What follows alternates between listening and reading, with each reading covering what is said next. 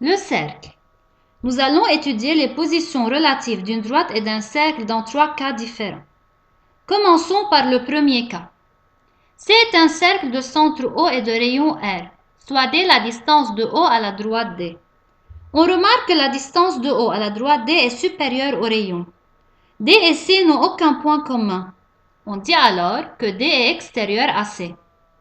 Passons au deuxième cas. On remarque que la distance de O à D est inférieure au rayon. La droite D coupe le cercle en 2 points A et B. Alors, D et C sont sécants. Ils se coupent en A et B. On dit alors que D est une séquente AC. Passons au troisième cas.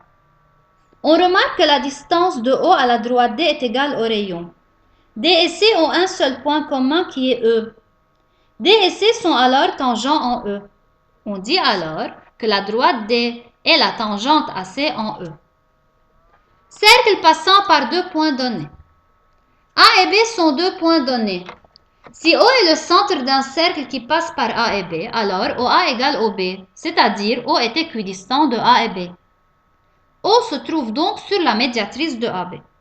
Voyons la figure ci-contre. Traçons la médiatrice de AB.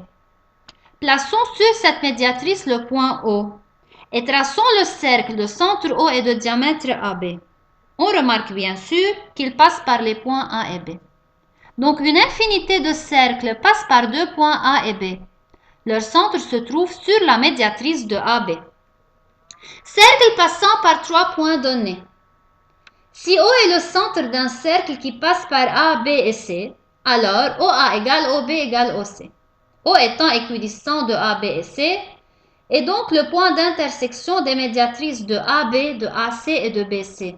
Ce point est unique. Donc, un seul cercle passe par 3 points donnés non alignés. Son centre est l'intersection des médiatrices de 2 segments formés par ces 3 points. Aucun cercle ne passe par 3 points alignés. Prenons une définition. La partie C, limitée par A et B, s'appelle arc de cercle d'extrémité A et B. L'arc de cercle d'extrémité A et B est noté AB avec un petit arc au-dessus. La longueur d'un arc de cercle. Bien sûr, un arc de cercle a une longueur. N'oubliez pas que la longueur d'un cercle est égale à 2 fois rayon fois pi, qui est son périmètre. L'arc AB ici représente le quart du cercle. Alors la longueur de AB représente le quart de la longueur du cercle. Donc c'est égal à 2 fois rayon fois pi sur 4. On simplifie, on obtient pi fois rayon sur 2. Passons à l'arc BC. On remarque que l'arc BC est la moitié du cercle. Donc sa longueur est la moitié de la longueur du cercle. Donc la longueur de l'arc BC est égale à 2 fois rayon fois pi sur 2. On simplifie, on obtient pi fois rayon. Passons à une propriété. Dans un cercle, tout diamètre perpendiculaire à une corde passe par le milieu de cette corde. En effet, joignons OAA et AB. OA égale OB, rayon du cercle. Le triangle OAB est donc isocèle en haut comme ayant 2 côtés égaux. OM est le segment hauteur dans ce triangle. Or, dans un triangle isocèle, la hauteur relative à la base est la médiatrice de cette base. Alors, M sera le milieu de AB.